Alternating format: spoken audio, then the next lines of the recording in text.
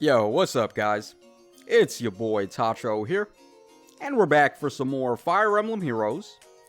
Alright, so today I just wanted to do a quick little update video to talk about the new notification that we got. So we're going to be getting a brand new version update to the game, released on the 4th of this month, which is basically in 3 days, so we don't have to wait too long on this one. Typically, I don't really do videos covering this type of thing, but this one actually seems pretty hype, and I am excited for a couple of the things they announced. So I thought, might as well go ahead and do a video on it and just share my good feelings about it. Alright, so real quick, we're just going to go through all of the topics they released here. So first and foremost, they are going to be giving the final chapter of Book 4 in this update. So in 3 days, we're going to know how it all finishes up. And so far, honestly, I've been enjoying Book 4 a lot. I love the characters in Book 4. I like the theme of it being like fairy-based and dream-based and all of that. Very nice concept.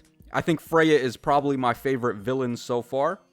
And like all the plot twists and the actual story itself in Book 4 has been very good in my opinion. So I gotta say, Book 4 has been my favorite book out of all the books. Let me know in the comments section which book has actually been your favorite, because I think we're probably going to get some varying opinions on that. Book 2 was definitely not really all that spectacular. Surtur was like just a typical like run-of-the-mill villain, but I thought Hel was a little bit more interesting, although I wasn't a fan of the way that we actually defeat her. It didn't really seem all that eventful in the long run.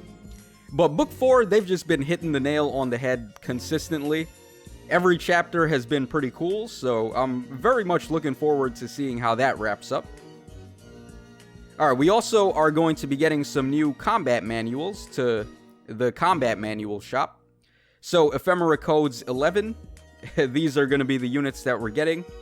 Not really all that interesting in terms of 4-star units. I guess Ferdinand von Aegir isn't all that bad as a manual. He does have a really nice C-slot skill, which at the moment I actually can't even remember what it does. I think it was Raud's speed and defense, but I could be wrong about that. Either way, we're not really getting too many big things for the 4 stars here. But the 5 stars are going to be Christmas Crom and Christmas Fa. So it does seem like they are trying to push dragons a little bit more. I have been saying this in the other videos. But after we got that Halloween banner with all the crazy new stuff for dragon types, it does seem to be looking that way, that they are trying to give dragons more of a push. And Christmas Fa being a free combat manual here definitely seems like the case. She comes with Glittering Breath, which was, for the most part, the only inheritable seasonal Dragon Breath weapon for a good while, up until we got the Halloween banner this year. So, pretty cool that they decided to give her out for free. She also has Armor March, if you want to give that to somebody. It's not really all that good anymore now that we have it as a Sacred Seal, but still, it isn't too terrible to be able to get a free copy of Armor March. As for Christmas Crom, I can't remember off top what all of his skills do. I'm pretty sure he has Sack of Gifts and then Brazen Attack and Defense, but I don't remember what his other skills actually are.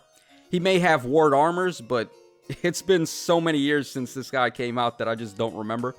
I actually have him in my box. I guess we could check him real quick. Alright, hold on. Let's see here. Alright, where is Christmas Crom? Alright, here he is. Alright, so of course I gave mine Bold Fighter from the very same Christmas Lissa on the same banner. It would have been nice if they gave us Christmas Lissa instead of this guy, just to get that free copy of Bold Fighter. But okay, his weapon, Sack of Gifts, is actually pretty decent for an inheritable weapon. It's going to give you all stats up 2 if the foe initiates. And of course you can refine that to gain some bonus stats. So it's not a terrible axe, but like comparing it to some of the axes now, like Huge Fan and so on, like Dex Swabber and stuff, it's just not really all that good anymore. But he comes with that, and then he also should come with Brazen Attack and Defense. And it does seem like he comes with Wary Fighter. I don't think I would have inherited that on him when I had already given him Bold Fighter. So that seems to be what his skills are. Not really the best combat manual, not like Christmas Fa, who seems to be pretty useful. But it is still nice to start getting these seasonal manuals, so I'm definitely not going to say no to that. Alright, and here we go. This is what I thought was actually the most interesting out of the things they talked about here. So we're going to be getting new refines for these 4 units. So we've got Elise, we got Fa, we got Micaiah, and Walter. So pretty cool. Nice selection of units here.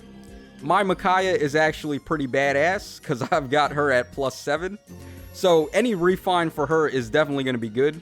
And they could just go really nuts with her refine. It's already a very good weapon in my opinion. She's got effective damage on cavalry and armor types. And then 30% damage reduction if the foe is a cavalry or armored range type unit. So a pretty strong weapon. They could do so many different things with that and make it even more OP. So I'm definitely looking forward to making my Micaiah a lot stronger. Walter also could definitely use a refine. He has Cursed Lance, which isn't really all that good. It's just -1 special trigger, and then I believe it gives him attack and speed up too, and then he takes some chip damage. So not really a very powerful weapon. They could totally give this guy some better stuff and make him a nice merge project for the free-to-play crew. So he should be getting a good refine. Now, Fa and Elise, this is where things get exciting. So Fa is going to be the first dragon unit to get a refine since Tiki and Adult Tiki way back when. I mean, if I'm not mistaken, Tiki and Adult Tiki were like one of the first units to get refines. And they, of course, got Fog of Breath, which kind of holds up okay. It's not like a terrible refine. But it's been so long in the making for the other dragons to get refines. And Fa coming before Naui, I think that's going to be nice. My Fa is, of course, at +10, like I'm sure many people have. These early dragon units were like one of the best merge projects to go for. So hopefully they give her some good stuff. Her default weapon was Light Breath, so they may try to do something similar to that, where she's gaining a whole bunch of stat bonuses to herself and her allies in 2 spaces. But honestly, like, the sky is the limit when it comes to that. They could give her whatever they want. And as for Elise, unfortunately, she's still a 5-star locked unit, but she is going to usher in the wave of brand new staff refines. So for whatever reason, they have not been doing refines for the staff units, even though they desperately need them. So I'm really glad that they decided to start getting on that. Eventually, we're going to get a Reese refine, and maybe he's going to stop being nothing but a meme at that point. How dope would that be if they gave a refine to Reese, and then all of a sudden he becomes like this S-tier must-merge unit for everybody? That'd be pretty dope. But I am excited to start getting refines for the staff units. And hopefully we start seeing some for units like Clarine and Priscilla and so on.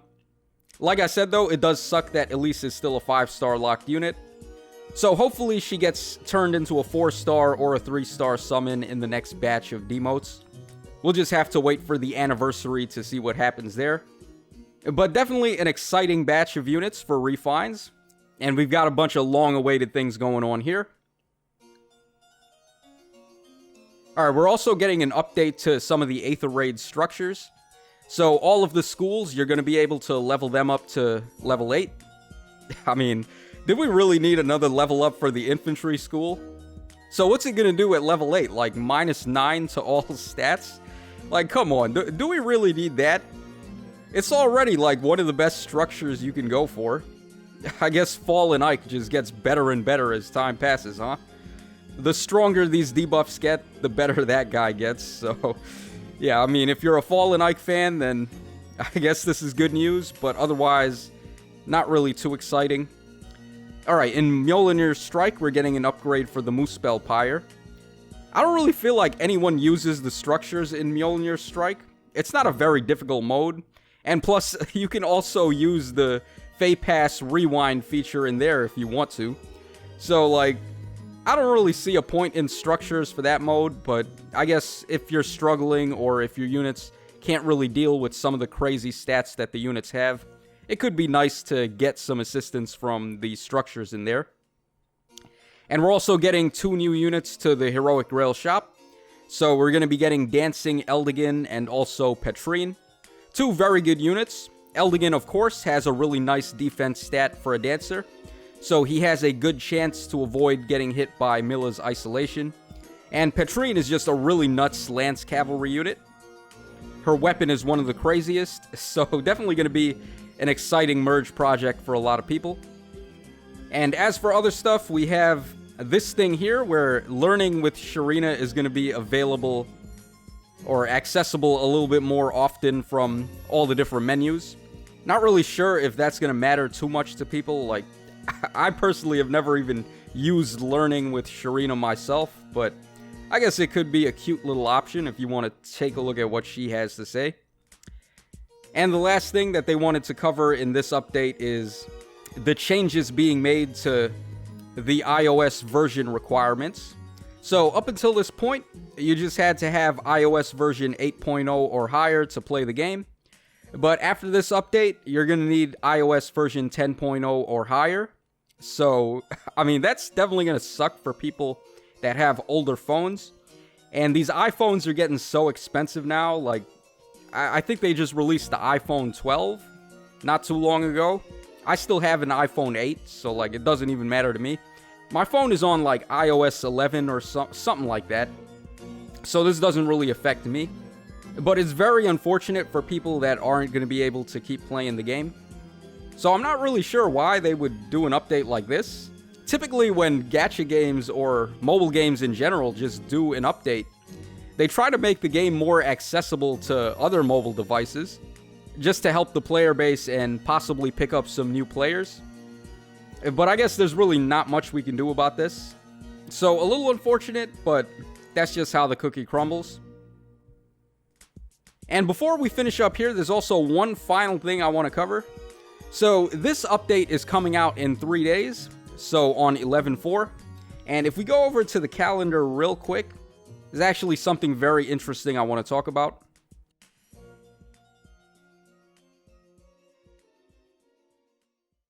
So over here on the calendar, if we take a look at what's coming out by the time this update should be releasing, on 11/5, it looks like we're getting another Special Heroes summoning event. So basically a seasonal banner. And to my knowledge, I don't really think they've done any of these for November before. Like, what holiday could they possibly be trying to celebrate? There's no way they're going to do a Thanksgiving banner, because I don't think Japan actually celebrates Thanksgiving. So maybe like a Halloween banner too, or something like that. I'm not sure just yet, but it seems like we will get some information on what's actually happening when the update releases. So let me know in the comments section down below if you have some kind of idea of what's going on for November in terms of seasonal stuff. Maybe if someone is more familiar with like Japanese culture and they know what's going on over there, they may be able to figure out what this seasonal banner could be. But I'm personally just stumped on what this might be. So I just wanted to bring that to you guys' attention, since it's going to be happening literally a day after we get the next version update. And that's pretty much all I wanted to talk about in the video today. I know I don't really cover content like this on the channel, but I am very excited for the new refines, and I thought I just wanted to share my excitement with you guys about that. So this is your boy Tacho signing out. Once again, thanks for watching the video, and I will catch you guys again on the flip side.